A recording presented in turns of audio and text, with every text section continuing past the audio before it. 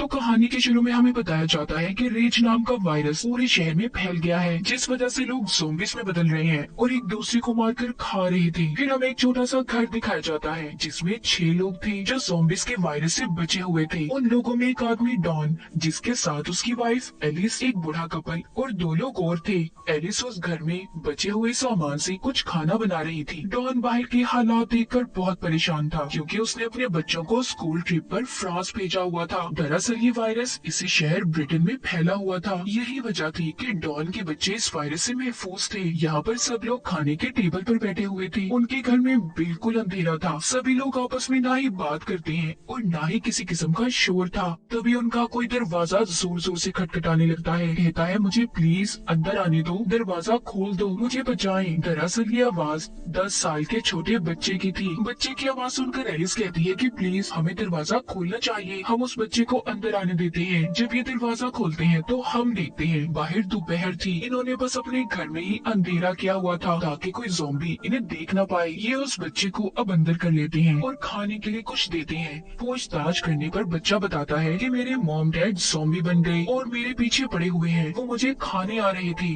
Don पूछता है कितने लोग थे। वो कहता है बहुत सारे। इनमें जो 2 और लोग थे उनमें से लड़की बहुत ज्यादा डरी हुई थी और बाहर झांकने लगती है। उसे दूर से बहुत सारी ज़ॉम्बीज़ की आवाजें अपनी तरफ आते हुए सुनाई दे रही थी। तभी एक ज़ॉम्बी अचानक से आकर सीधा उस लड़की पर हमला कर देती है। इर्द गिर्द भी बहुत सारे ज़ॉम्बीज़ आ गए थे और अंदर आने की भी कोशिश करते हैं। एलिस उस बच्चे को बचाकर ऊपर की तरफ जा रही थी। डॉन भी उसके पीछे आता है। वो एलिस को बहुत बार कहता है कि उस बच्चे को छोड़ दो एलिस, हमें भागना है, मगर वो डॉन की बात को नहीं सुनती। उधर वो बूढ़ा कपल बाहर एक और घर में छुप गए थे, मगर वो भी ज़ॉम्बी से बच नहीं पाते। जिसके बाद अब जिधर कमरे में एलिस बच्चे के साथ थी उधर भी बहुत सारे ज़ॉम्बीज़ आ गए थे। दूसरे कमरे में डॉन था। वो एलिस को पुकारता है, देखो इधर मेरी तरफ, मेरे पास आओ, मगर दरमियान में इतने ज्यादा ज़ॉम्बीज़ थे कि वो उनका मुकाबला नहीं कर पाती। तभी ये देखकर डॉन ने भी अपने दरवाजे को बंद कर लिया था। एलिस उसे बार बार आवाजें दे रही थी, कहाँ पर हो डॉन, मेरी मदद करो, मगर डॉन उस साइड का दरवाजा बंद करके दूसरे दरवाजे से बाहर की तरफ भाग गया था। उसके पीछे और भी बहुत से ज़ॉम्बीज़ थे जो भूखे उसकी तरफ भाग रहे थे। हम एलिस को देखते हैं जिसकी आवाज मदद के लिए आना अब बंद हो गई थी। डॉन बहुत शर्मिंदगी में रोता भाग रहा था कि उसने अपनी बीवी एलिस को छोड़ दिया, उसकी मदद नहीं की। आगे जाकर उसे तालाब में वही लड़का मिलता है जो इनके साथ घर में रह रहा था। वो कश्ती को चलाते हुए हड़बड़ाहट में पानी में गिर जाता है। उस लड़की को भी ज़ॉम्बीज़ ने पकड़ लिया था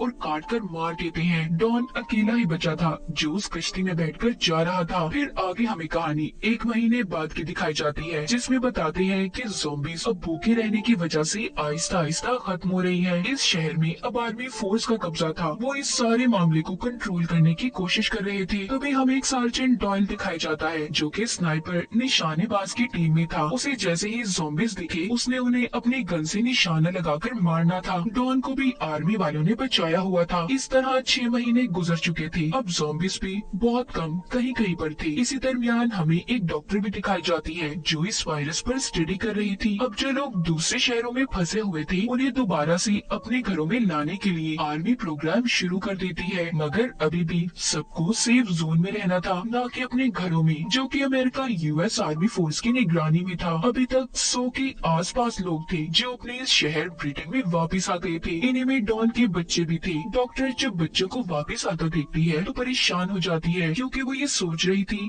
कि आखिर कैसे इन बच्चों को संभाला जाएगा। डॉक्टर अब डॉन के बेटे का टेस्ट करती है जिसमें वो देखती है उसकी आंखें 2 कलर की थी, यानी कि उसकी आंख का आधा रंग कुछ और आधा कुछ और था। डॉक्टर उससे पूछती है, क्या तुम्हारी फैमिली में किसी और की आंखें भी ऐसी हैं? डॉन का बेटा कहता है, हाँ, मेरी मॉम की, यानी कि एलिस की आंखों का रंग ऐसा था।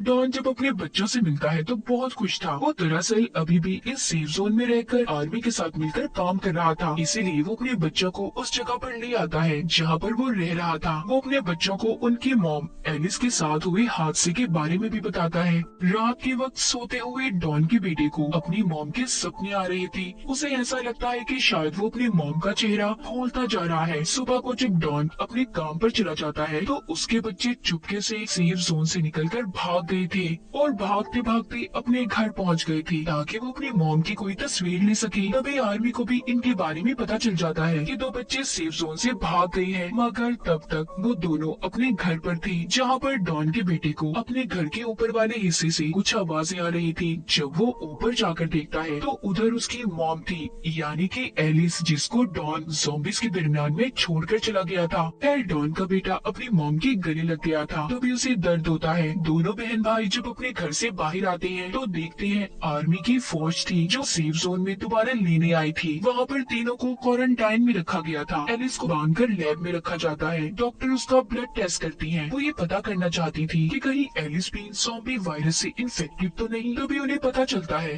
कि एलिस इन्फेक्टेड तो हुई थी, मगर उसकी इम्यूनिटी इतनी पावरफुल, इतनी ताकतवर थी कि उस पर ज़ॉम्बी वायरस का असर नहीं हुआ। इसीलिए अभी तक वो ज़ॉम्बी भी नहीं बनी थी, मगर उसके खून या फिर किसी भी वजह से दूसरे लोगों से इन्फेक्टेड हो सकती थी। यानी कि अगर कोई भी इंसान उसके पास रहा तो वो ज़ॉम्बी बन जाएगा। ये सारी बातें सुनकर डॉक्टर की आर्मी जनरल उसे मारने का फैसला करते हैं, क्योंकि उन्हें ऐसा लग रहा था कि एलिस सबके लिए खतरा हो सकती है, ताकि किसी और को एलिस की वजह से कोई नुकसान न हो। मगर डॉक्टर जनरल को समझाती है कि देखिए, एलिस की इम्यूनिटी, उसकी जीन्स बहुत अलग है, हम उसके खून से वैक्सीन बना सकते हैं। अब जब इन सारी बातों का डॉन को पता चलता है कि उसकी बीवी एलिस जिंदा है, वो अपने बच्चों के पास जाता है, मगर वो उस पर गुस्सा थे। कहती है कि डैड, आप तो कह रहे थे कि मॉम मर गई है, ज़ॉम्बी बन गई है, तो वो कैसे जिंदा है? डॉन अपने बच्चों की बातें सुनकर बहुत डरा हुआ था, क्योंकि सच्चाई से वही जानता था कि वो एलिस को छोड़कर भागा था। इसीलिए वो सबसे पहले एलिस के पास जाता है और रोकर उससे माफी मांगता है। अब जैसे ही वो उसके थोड़ा और करीब जाता है, एकदम से चीखता तड़पता है और एकदम से ज़ॉम्बी में बदल गया था। एलिस उसकी ऐसी हालत देखकर मदद के लिए चिल्लाती है, मगर अब वो उसे भी बहुत ही खतरनाक तरीके से नोचकर मार देता है। फिर इसके बाद बाहर जाकर आर्मी के लोगों पर हमला करता है। डॉक्टर डॉन के बच्चों को लेकर सेफ जोन की तरफ भागती है, मगर डॉन सेफ जोन की तरफ भी आ गया था और लोगों की चीखों पुकार सुनकर उस तरफ के दरवाजे को तोड़ने लगता है। डॉन का बेटा उसे देखकर भागता है, एक एसी वेंट में जाकर छुप गया था। नीचे से लोगों की चीखों पुकार की आवाजें आ रही थी। डॉन उन्हें काट कर ज़ॉम्बी बना रहा था। फिर आगे ज़ॉम्बी बनने वाले लोग दूसरे लोगों को ज़ॉम्बी बना रहे थे। हर जगह पर हलचल थी, सभी अपनी जान बचाकर यहाँ से भागना चाहते थे। तभी स्नाइपर्स को भी अलर्ट किया जाता है, मगर उन्हें ये समझने में बहुत मुश्किल हो रही थी कि कौन ज़ॉम्बी है और कौन नहीं। तभी उन सभी को ये ऑर्डर दिया जाता है कि सबको मार दें। ये बात सुनकर उसी स्नाइपर डायल को, जो हमने कहानी के शुरू में देखा, उसे काफी अजीब लगता है, क्योंकि उसे लोगों को बचाना था, उनकी मदद करनी थी, ना कि उन्हें मारना था। वो देखता है कि डॉन के बेटे के आगे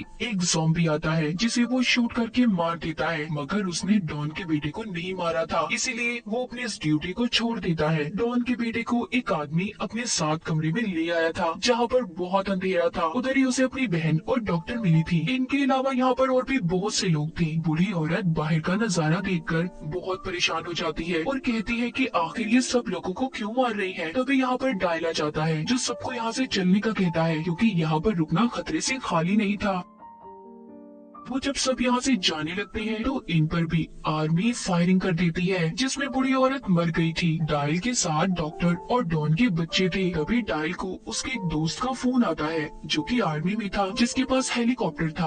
वो कहता है, देखो, कुछ वक्त में सारे शहर को बॉम्ब से उड़ाने का ऑर्डर दिया गया है। तुम्हें मैं जिस जगह की लोकेशन भेज रहा हूँ, वहाँ पर आकर मुझसे मिलो, मैं तुम्हें बचाता हूँ। अब ये सभी एक टनल के रास्ते से वहाँ से बाहर आते हैं। तभी उधर बहुत बड़ा धमाका हुआ था। आर्मी ने सेफ जोन में जितने भी ज़ॉम्बीज़ या बचे हुए इंसान थे, सभी को धमाके से उड़ा दिया था। डायल डॉक्टर और बच्चों को लेकर भागता है। ये सभी उसके दोस्त की बताई हुई जगह पर आ गए थे। तभी डायल का दोस्त भी हेलीकॉप्टर लेकर आ जाता है। वो डायल को बताता है कि तुम्हारे पीछे कुछ बचे हुए ज़ॉम्बीज़ आ रहे हैं। ये सुनकर डायल बच्चों और डॉक्टर को छुपने का कहता है। उसका दोस्त इतने सारे लोगों को देखकर कहता है, देखो डायल, मुझे सिर्फ तुम्हें लेने का कहा गया है। अगर मैं किसी भी बचे हुए सिविलियन शहरी को बचाकर ले गया तो आर्मी वाले मुझे भी मार देंगे। लेकिन डायल अकेला उसके साथ नहीं जाता, वो सबकी मदद करना चाहता था, इसीलिए वो अकेला ही उसे वहाँ से भेज देता है। तभी इनके पीछे बहुत से ज़ॉम्बीज़ पड़ गए थे। ये भागकर शहर की तरफ आते हैं। शहर में आर्मी ने ज़ॉम्बीज़ को मारने के लिए जहरीली गैस छोड़ी हुई थी,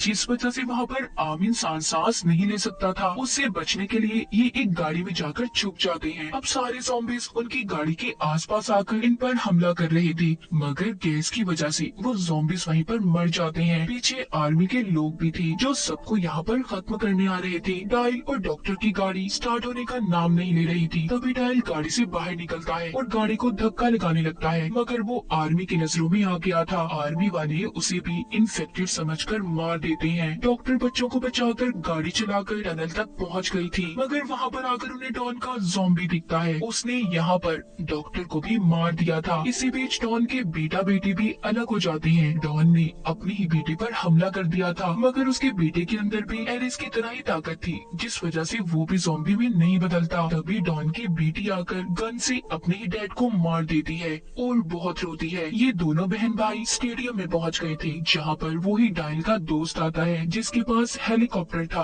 वो उन बच्चों को देखकर सोचता है कि उसे इन्हें बचाना चाहिए या नहीं बचाना चाहिए। शायद वो इन्फेक्टेड ना हो, मगर फिर भी वो उन्हें बचा लेता है और अपनी हेलीकॉप्टर में ब्रिटेन शहर से बाहर ले गया था। हमें शहर का नजारा दिखाया जाता है। फिर हम 28 दिन के बाद देखते हैं, जहाँ पर बचे हुए ज़ॉम्बीज़ एक टनल के रास्ते से पेरिस शहर में पहुँच गए थे। और डॉन के बेटा बेटी का क्या हुआ, वो कहाँ पर गए, इस बारे में हमें नहीं बताया गया। इसी के साथ इस फिल्म की कहानी भी यहीं पर खत्म हो जाती है।